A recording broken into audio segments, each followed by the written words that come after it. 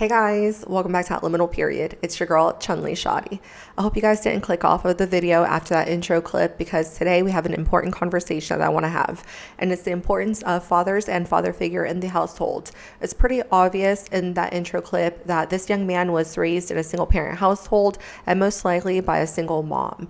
And unfortunately, that is the trend of today's society. There's a plethora of single moms out there, and there's plenty of conversation online about why young men should avoid these single moms.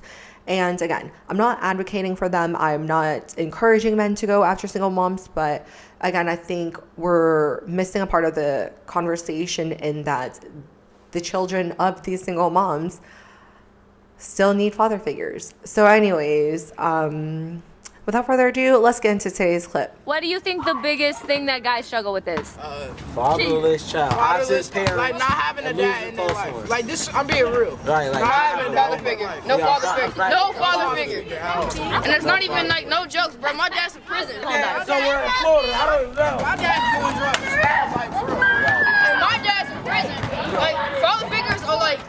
Overrated. It's something about like it was one guy that did take care of his kid. He had kids. He didn't take care of his disciples. We live in these like shitty areas with no father figures, bro. People like they have kids. Females expect them to know how to cheat, but they have a available how to cheat. Treat a female like. Are you close with your dad?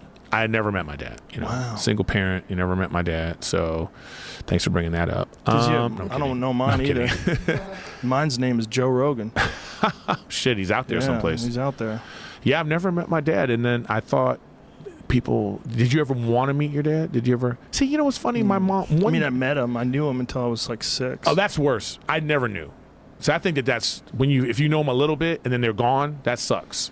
The good thing is it made me realize that you can't count on people, but you can count on trust some people. issues, but man. I definitely had That's trust issues for a long issues right time. there. But become someone that people count on and count on people. That's what you do. I have a tight group of friends. Yeah. Like me and my friends are very close. I get it. I would do anything for my friends. Okay, I just wanted to chime in real quick, but that's a healthy way to respond to not having a father in the household. Other people in Joe Rogan's shoe who did meet their father, know their father, and see them leave, they might have some sort of resentment, some type of daddy issues, some sort of trust issues. However, for Joe, he was able to flip that and just appreciate the people in his life even more. Again, that's why I say that's a healthy way of processing those emotions. Unfortunately, sometimes that takes time, that takes experience, that takes wisdom. It takes you having other people in your life to guide you through those feelings of unwantedness. You know what I mean? Family too. See, I have there's a certain level of loyalty that I have because of that because too. of that, yeah. Well, you understand it. Whereas someone who grows up in a big household filled with people and the family was always there and everyone was there, you might take people for granted a little bit. Whereas for me, camaraderie and closeness and all that shit means a lot to me. It's very, very important. I remember asking my mom about my dad when I was like, I don't know, 17, 18. And she got really offended. She was like, I raised you. And, and that made me think I was like, but women have their secrets. Like, they have their things. And I didn't want her to, I don't begrudge her. Pry. I didn't want to pry, and I didn't want to find out, maybe he wanted to be in my life. But my mom was like, no, who knows? My mom, she could have been vindictive like that, but I don't know. But I didn't hold it against her. But she told me his name, and she was like, if you want to do this on your own, that kind of thing. Mm-hmm. And I had the name for like a week. And then I forgot it. And that told me that it didn't matter. So ever since, I never worried about it. Good for you. Yeah, there's some people that it bothers them for their whole life.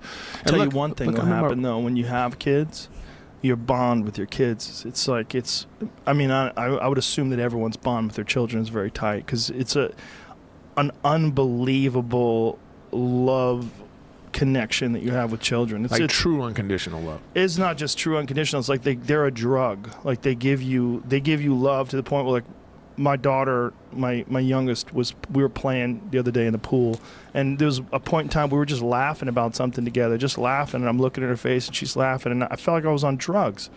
I was like, yeah. The love that I have for these people is so intense. And it's also, I didn't get that when I was a kid. I didn't know exactly what you're saying, man. My parents, my mom worked. My stepdad was a really good guy, but no one was ever around. There was no, and when they were done working, everybody was tired. I was a latchkey kid, When I was like 7 years old, I lived in San Francisco. I would go out and do a magic show on Fisherman's Wharf by myself. Just wander around the city.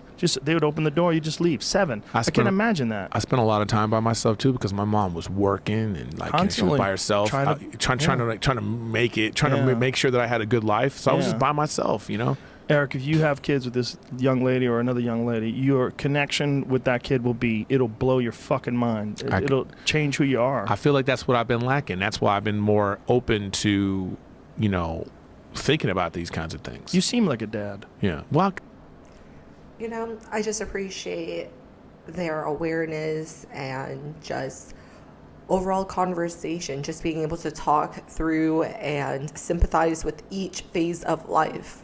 Eric had mentioned that, hey, my mom had her secrets too. I'm sure she wasn't completely forward or upfront with some of the details. Maybe she was vindictive. Maybe my dad did want to see me. However, I never held that information against her because she was a damn good mom. It's like I feel like as 40-year-old, 50-year-old men, they're able to sit and still reflect back on that time period. And, it just makes me so emotional, because I'm emo, but also it's those kids prior to the Joe Rogan video, right? I didn't talk much during them, but they were maybe 10, 12, 15 years old max. They were teenage boys aware enough that the biggest problem that they have in their life was not having a dad around. Them being able to acknowledge that, hey, other people have fathers in their life. Hey, but my dad didn't have his dad in his life. So what I'm going through is just a part of the cycle. It's just a part of the trend.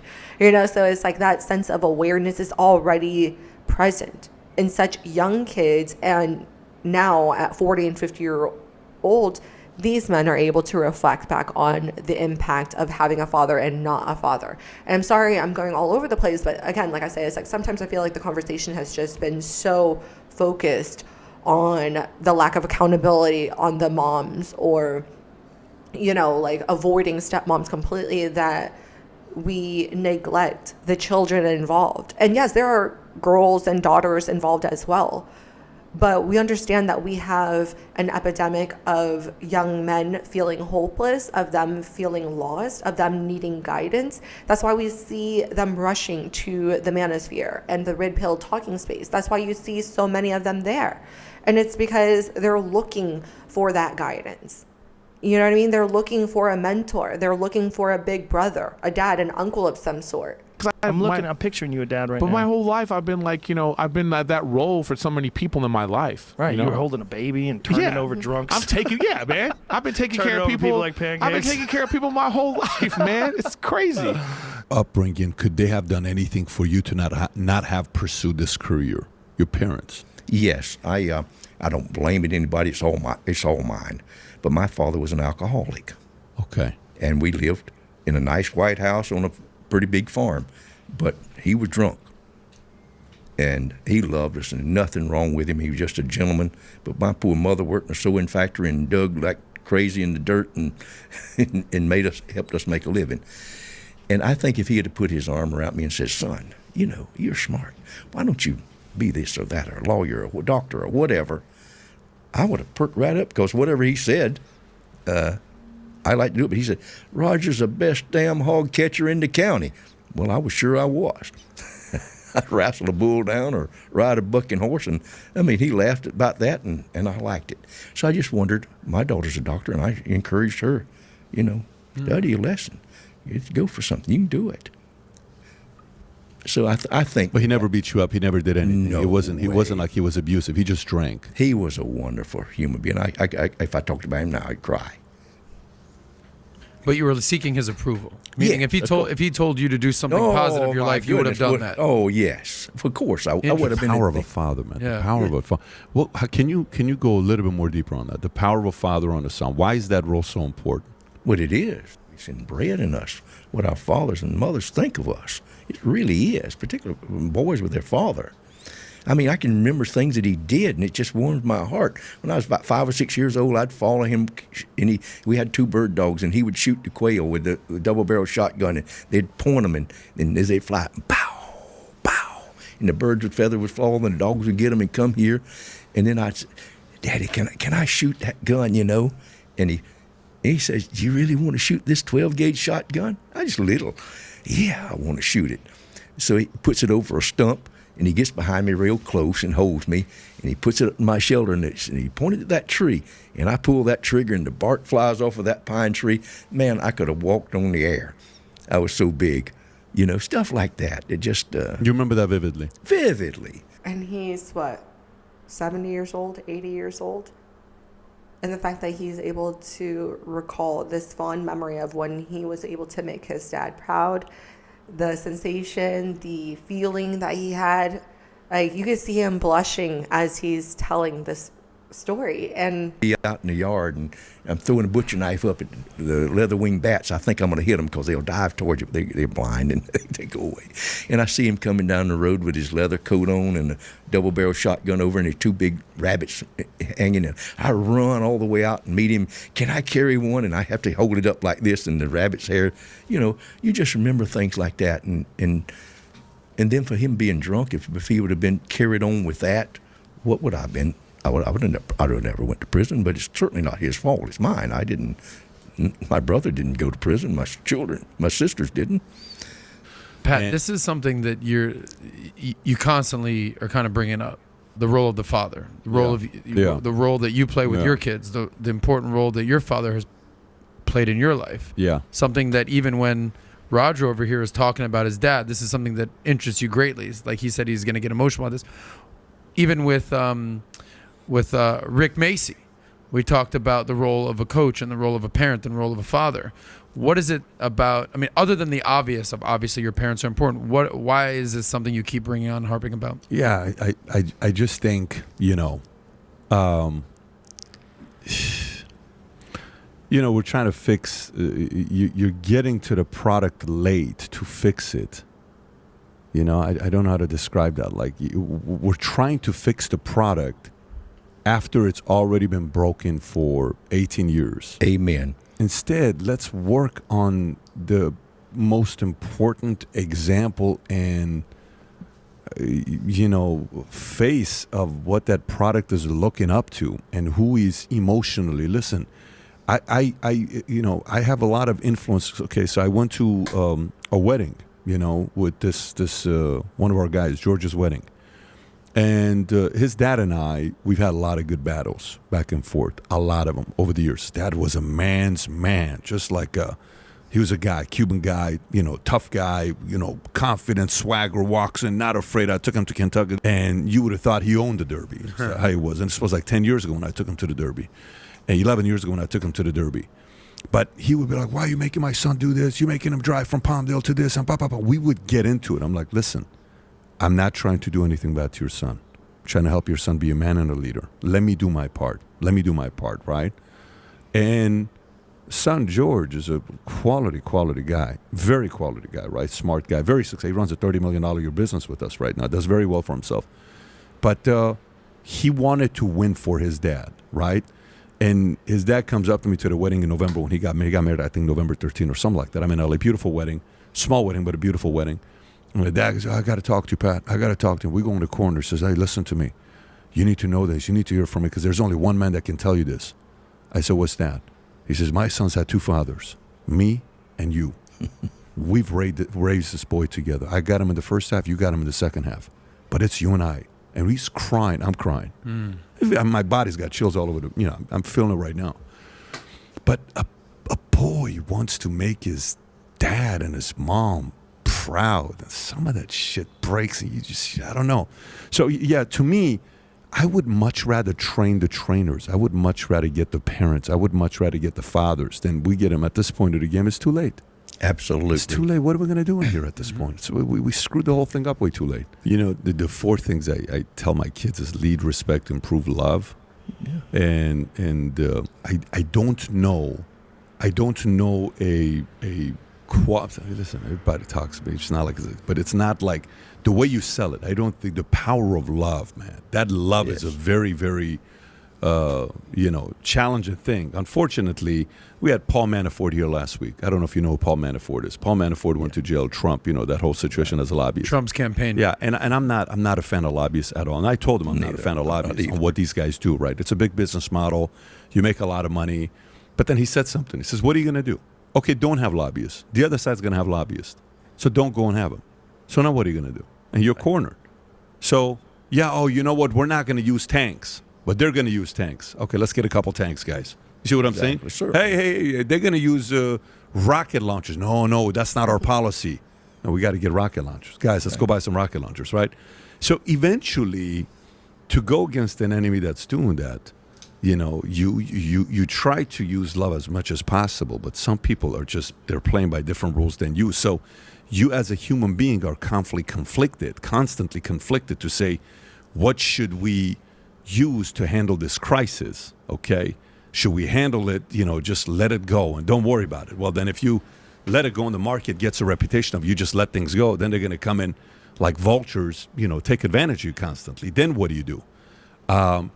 And maybe that's not the responsibility of everybody. Maybe that is the responsibility of the parents to impose that love and respect and strength and confidence on the right values and principles and hoping the kids are going to pick it up and do something with it. And you still got to risk because at the end of the day, I think the kids got to do what they got to do. There's a lot of kids that were raised to great parents that did some dumb shit. They did some stupid things. So a part of the onus is going to be on them as well. You can do everything right and still screw it up because you are not 7.5 billion people around your kids, and you're not around them 100% of the time. You only around them for a few hours or minutes, or sometimes they're gone away from you when they're adults. But yeah, I think Adam, to go back to it, man. I think somehow, some way, as much as we are doing what we're doing with parents, with kids, I think there's got to be some kind of a parents once a week, once a month course teaching something. I don't know, because if you do it and they do it, the kids feel it. If you pick something up and somebody tells you, here's how I raise my kids, and you do it, your kid is going to be the beneficiary of what you picked up from another person that taught it to you. I think we're not spending enough time teaching parents. I want to keep saying this. I think we're not spending enough time teaching parents. I used to grow up and want to be like you. Used to. And now I don't. Wow. What you mean you don't want to be like me? Who you want to be like? You're an awesome dad. You give me everything I want, but you don't know how to treat women. Woo. You're the only one in this family. You never want to hold your girlfriend's hand or walk with her. Wow. Or take her on a date. You're the only person in this family that don't know how to treat a girl. He cleared I don't his know, daddy. because I'm not sweet. Because I'm not sweet, you don't want to be like. You don't want to. That's the whole point of getting a girlfriend. Cause if my mama, she was always rude to you, you wouldn't even want to be with her, At all. would you? At all. Would you? No. Right. Exactly. So why do you think she would want to be with you if you was nice? Out of the mouth of babes. Explain. Dumbfounded. People always trying to not hurt your feelings and tell you everything that's not what you really are. Woo. PBD did a great job explaining why fathers and father figures are critical in a child's development. However, I think it's also important for us to note that you need to be a quality example if you're going to be present in a child's life. And that's why I wanted to end off this video with this clip. It's because children are like sponges and they're very aware of what's happening around them. So whether or not they know what chivalry is, whether they know what integrity is, and how they need to be treated is all going to be dependent on the adults that surround them. So anyways, do let me know your thoughts and perspective in the comment section down below. Hit the like and subscribe button if you guys enjoyed today's conversation, and I look forward to speaking with you guys next time. Bye.